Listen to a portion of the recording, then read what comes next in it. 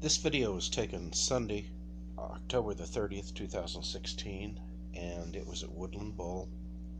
The purpose of this video was that I wanted to find out what my speed was and what my rev rate was, and while I thought I would do it, I would just say how I did it. Now I positioned this camera just about on the 5 board so that you can see where it is. I've got some green circles. That's going to be the path of the ball.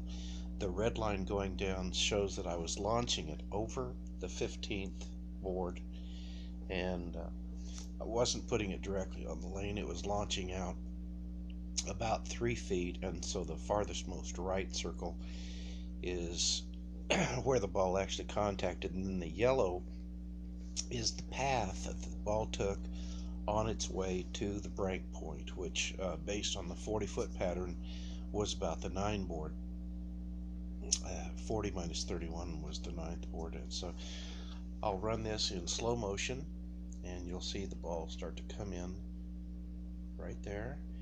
Okay, it's well on its way, and about right in here, that's where it actually contacts the lane. Now what I'm going to do is I'm going to zoom in at this point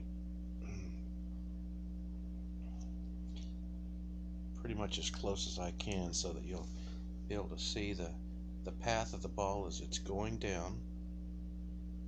It goes just about right out to the 9th board before it hits the dry coming off the end of the pattern, and then traces the path of my axis of rotation and goes straight in toward the pins.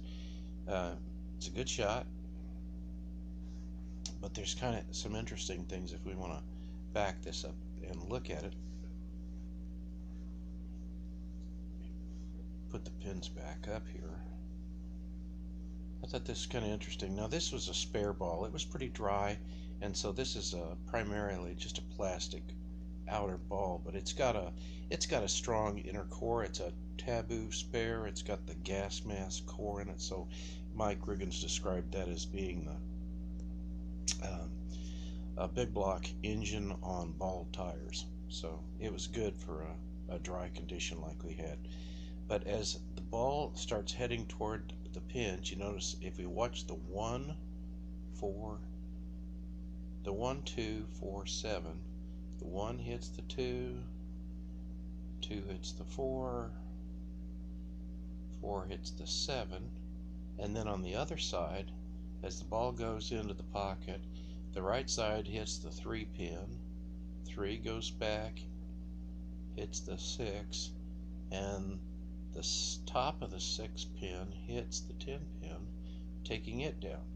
Now looking at the ball actually turns right when it hits the head pin, hits the 3 pin, and then turns back to the left, hits the 5 pin, and turns back to the right and takes out the 8 pin. I thought that's kind of interesting to see all this stuff in slow motion. Anyway, backing it back up. Let's get over here and look at this. What I did was I put tape on my PAP, and you'll see that the tape on the PAP is pictured right there in the bottom of the ball. And then I took tape from the PAP and put it over underneath my fingers, between my fingers and my thumb, so that I could count the number of revolutions. And if you watch that, you can see the PAP starts in pretty much the same place, and then it starts to make a little bit larger circles as the ball starts to migrate into its hooking motion. But you can still watch the tape, and what I did was I counted the number of revs I had, and this particular app allows me to look at exactly how many how long it takes for each rev and things like that, and I was able to calculate my rev rate and my speed. It actually took 2.6 seconds for the ball to reach the pocket after it reached the start of the frame. So that translates to, I've got it written down here, 15, where is it? Sorry about this.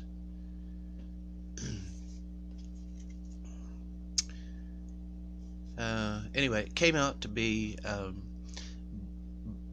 an average in terms of revs. It was between 228 and 250. The ball did rev up more near the end of the lane, and the overall speed at 2.6 seconds was 2.66 seconds was 15.73 miles per hour.